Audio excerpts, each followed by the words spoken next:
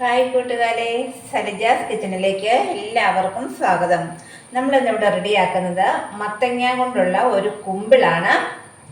നമ്മൾ ചക്കപ്പഴവും വാഴപ്പഴവും ഒക്കെ വെച്ച് ചെയ്യുന്നതിനെ കഴിഞ്ഞും ടേസ്റ്റിൽ നമുക്ക് മത്തങ്ങ വെച്ചിട്ട് ചെയ്യാൻ പറ്റും.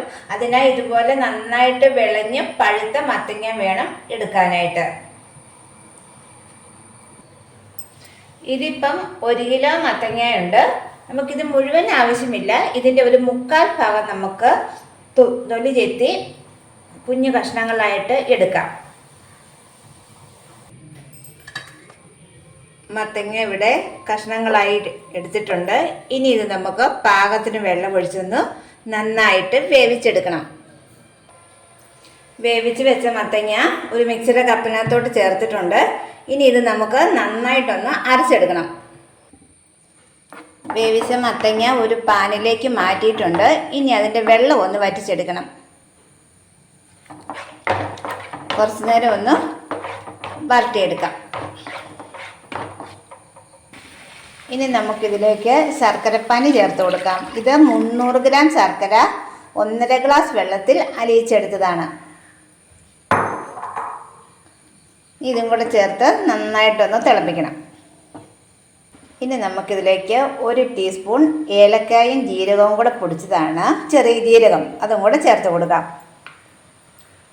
ചെയ്യാനായി 1 നുള്ള ഉപ്പും കൂടെ ചേർക്കാം.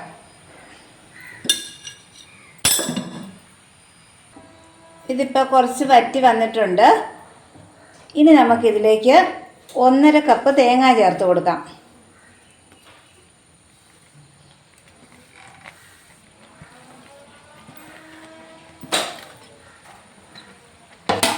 തേങ്ങയും കൂടെ ചേർത്ത് നന്നായിട്ടൊന്ന് ഇളക്കിയെടുക്കാം. ഇവിടെ ഒരുവിധം നന്നായി കുറുകി വന്നിട്ടുണ്ട്. ഇനി നമുക്ക് തീ ഓഫ് ചെയ്ത് കൊടുക്കാം. അതിനുശേഷം ഇത് കുറച്ചൊന്ന് ആറുന്നിടം വരെ വെയിറ്റ് ചെയ്യണം.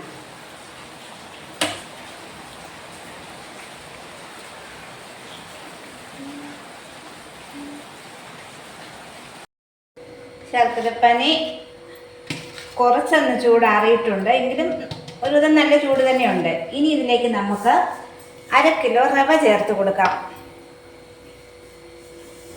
ഇത് വറക്കാത്ത റവയാണ്. വറുത്ത റവയാണേലും കുഴപ്പമൊന്നുമില്ല. ഇനി ഒന്ന് നന്നായിട്ട് ഇളക്കിയെടുക്കണം.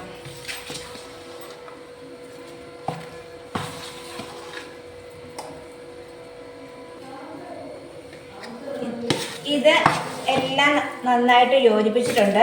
ഇനി ഇത് നമുക്കൊരു 1 മണിക്കൂർ ഒന്ന് റെസ്റ്റ് ചെയ്യാൻ വെക്കണം.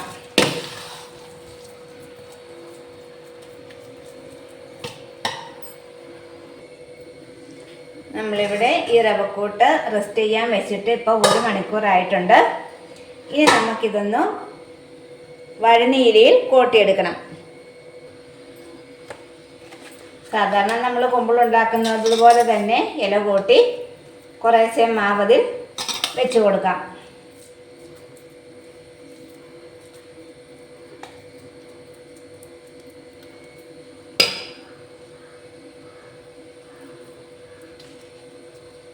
നമുക്ക് എല്ലാം ഒന്ന് ചെയ്തെടുക്കാം.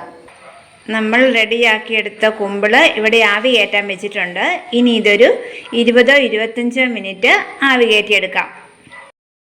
ഇപ്പം നമ്മൾ കുമ്പിള് വേവിക്കാൻ വെച്ചിട്ട് 25 മിനിറ്റായി. നന്നായിട്ട് വെന്തിട്ടുണ്ട്. ഇനി നമുക്ക് തീ ഓഫ് ചെയ്ത് കൊടുക്കാം. നമ്മുടെ കുമ്പിള് ഇവിടെ നന്നായിട്ട് തണുത്ത് വന്നിട്ടുണ്ട്. എനിക്ക് കുറച്ചുകൂടി ഇഷ്ടം ചക്കപ്പഴം ഉണ്ടാക്കുന്നതിന് കഴിഞ്ഞും ഈ മത്തങ്ങ ഇട്ടുണ്ടാക്കുന്നതാണ്. അപ്പോൾ എല്ലാ കൂട്ടുകാരും ഒന്ന് ട്രൈ ചെയ്ത് നോക്കണേ. ഇപ്പോൾ ഇവിടെ സമയമില്ലാത്തതുകൊണ്ടാണ് 1 മണിക്കൂർ മാത്രം വെച്ചത്. ഒരു 3-4 മണിക്കൂർ വെക്കുവാണെങ്കിൽ കുറച്ചുകൂടെ നന്നായിട്ട് ഇരിക്കും. അപ്പോൾ വീഡിയോ ഇഷ്ടമായാൽ എല്ലാ കൂട്ടുകാരും ലൈക്ക് ചെയ്യാനും ഷെയർ ചെയ്യാനും സബ്സ്ക്രൈബ് ചെയ്യാനും മറക്കല്ലേ. അടുത്ത വീഡിയോയുമായി നമുക്ക് വീണ്ടും കാണാം. എല്ലാവർക്കും താങ്ക് യു.